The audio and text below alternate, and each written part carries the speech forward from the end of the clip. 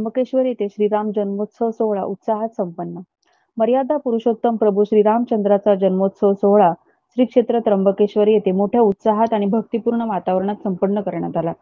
महाचाळी परिसरातील देशस्थ ऋग्वेदी ब्राह्मण संस्थेच्या श्रीराम मंदिरात या निमित्त गुढीपाडव्यापासून विविध धार्मिक कार्यक्रमांचे आयोजन करण्यात आले असून चैत्र वद्य प्रतिपदा अर्थात 13 एप्रिल पर्यंत सदर कार्यक्रम सुरू राहणार आहेत.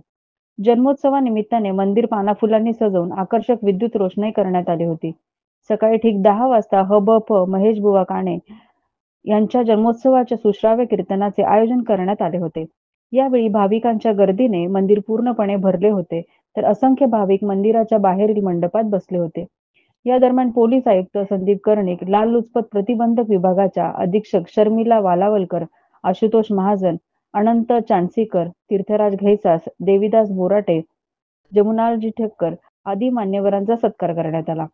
बरोबर 12:40 वाजता कीर्तनकारांनी राम जन्मला ग सखे राम जन्मला हे गीत म्हणत गर्भगृहासमोरील पडदा सरकविण्यात आला. पांचजन्यांचा निनाद करण्यात आला. भाविकांनी प्रभू रामचंद्राचा जयघोष करीत देवांच्या मूर्तीवर पुष्पवृष्टी केली. मंदिराबाहेर बँड वाजवण्यात आला. फटाक्यांची आतषबाजी करण्यात आली. प्रभू रामचंद्र, बंधू लक्ष्मण, सीतामाई व हनुमान यांच्या मूर्तींना नवीन पोशाख करून साजशृंगार करण्यात आल्याने दृष्ट लागावी असे मूर्तींचे विलोभनीय रूप दिसत होते. विविध प्रकारचे प्रसादाचे पदार्थ नैवेद्यासाठी ठेवण्यात आले होते. सुगंधी धुपाचा सुवास सर्वत्र दरवळत होता.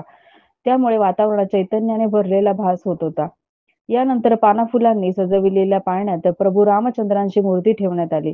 कीर्तनकारांनी पाळणा गीत म्हटले व शर्मिष्ठा वालावलकर यांनी पाळण्याला झोका दिला.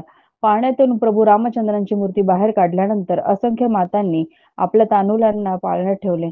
यानंतर रामायणाची आरती करण्यात आली. भाविकांना प्रसाद म्हणून खिरापत देण्यात आली. सुवासिनीने एकमेकींना हळदी कुंकू लावून भिजवलेल्या चना डाळ व खिरापत दिली. युवक मंडळाच्या वतीने मंदिराबाहेर सर्वांना सरबत देण्यात आले.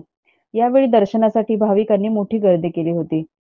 सायंकाळी मंदिरात दीपोत्सवाचे आयोजन करण्यात आले होते.